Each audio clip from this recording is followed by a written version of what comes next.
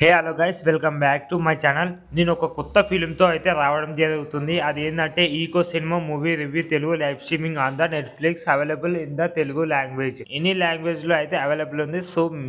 So main language Telugu అన్నమాట. మీరు మాత్రం ఇప్పుడే వెళ్ళి సినిమాని చూడటానికి ఒక్కసారి ప్రయత్నించండి. తెలుగు సినిమా ఈకో మూవీ రివ్యూలోకి వెళ్లే ముందు like, share, subscribe to my channel. Please do share.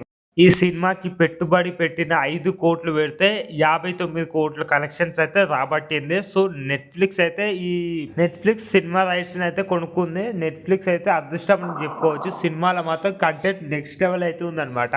Peak లెవెల్లో ఉంటుంది. క్లైమాక్స్ మాత్రం ఒక్కడు కూడా ఎక్స్పెక్ట్ చేయడు. ఆ క్లైమాక్స్ చూసినోడంతా ఒక షాక్ లోకి అయితే వెళ్ళిపోతారు. డైలాగ్స్ బాగుంటాయి, బీజిఎం బాగుంటది, ఎక్స్ప్రెషన్స్ బాగుంటది. చెప్తాను కదా, సినిమా చూసినోడు పిచ్చోడు అవ్వాల్సిందే. ఈ సినిమా చూసినోడు ఫ్యాన్ అవుతాడు పక్కా. డైరెక్టర్ కి అయితే దండం పెట్టేసేయాలి సినిమాకి మాత్రం. సో రివ్యూకి అయితే వెళ్దాం.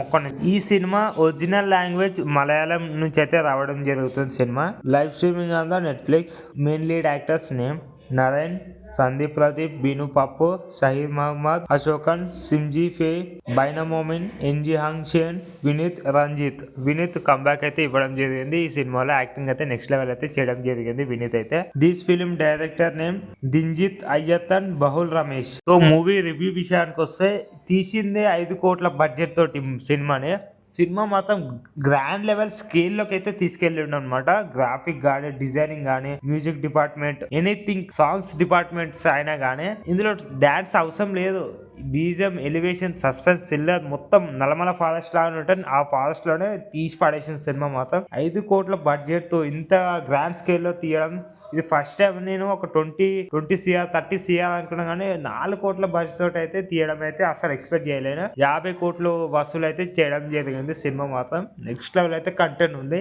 పీక్ ఏరా అని చెప్పుకోవచ్చు. సినిమా మాత్రం మీరు చూడండి. చూడకపోతే మీరు చూసి పక్కన వాళ్ళకు కూడా సినిమాని అయితే సజెస్ట్ అయితే చేయండి. ఒకనా లైక్, షేర్, సబ్స్క్రైబ్.